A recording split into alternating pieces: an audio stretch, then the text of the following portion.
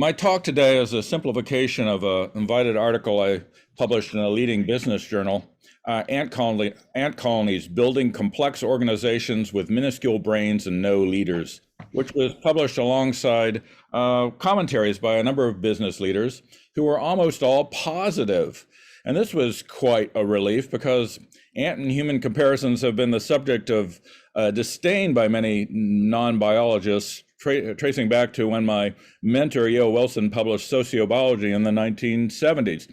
But as I point out in a recent article, the misunderstood art of making comparisons, comparing identical things, is really boring. Insights in science generally arise by finding points of similarity between things that are ordinarily considered distinct, like ants and humans. So today I'm just going to pick out a few things having to do with how organizations change with the size of a group. And those parallels are quite numerous between ants and humans. Of course, humans have lived in groups from hunter-gatherer bands right up to modern nations. And I would say that modern humans are actually much more like certain ants than we are like chimpanzees. One of the curious things I can look at first is tempo. Tempo increases with the size of a community. Things move faster and faster, including walking speed. This is a picture from New York with the blur of people around me.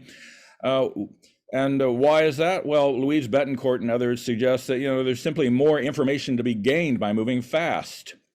There's a similar kind of pattern in ants. Certain ants live in hunter-gatherer sized groups of a few dozen, and those ants are really slow. This particular species hunts snails in super slow motion.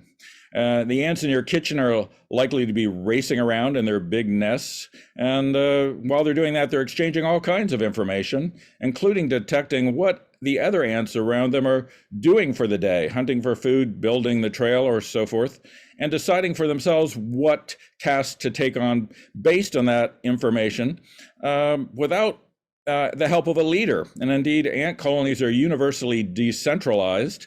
A business person would talk of them as having flat organizations.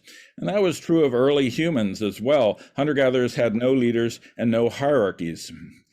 The queen of an ant colony is the center. But the queen of an ant colony is the focus of attention, but she leads nothing. She just lays eggs. So another pattern is that division of labor and teamwork become more elaborate as societies get bigger. Hunter-gatherers in their small groups had to be jacks of all trades. They were basically capable of doing any tasks that came along. Pattern is similar for ants again. This particular kind of ant has a tool set built into its face, so every ant can do just about any task that's required of it by itself, including having a bear trap to catch prey and small jaws to carry it and eat it. In larger societies, there tends to be more division of labor, including in ants in the size and shape of the workers,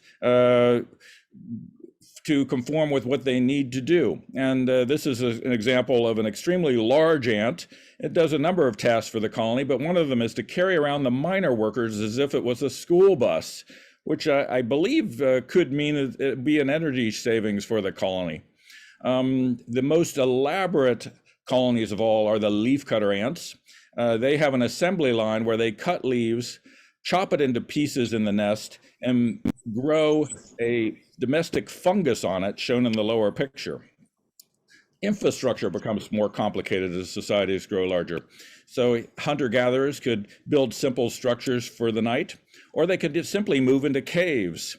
And ants as well could simply find available spaces if they have a small colony. Often they move into things like hollow twigs. But in larger societies, there's a need to invest more in infrastructure. So here's a leafcutter ant nest, which probably contained millions of workers, and it even has an air conditioning system. There's an excavation going on of it here. Prospects for group violence increase as societies get bigger. Small societies tend to be risk averse, including small ant colonies and hunter-gatherers. And in larger societies, workers can be cannon fodder and a lot of mortality in big wars.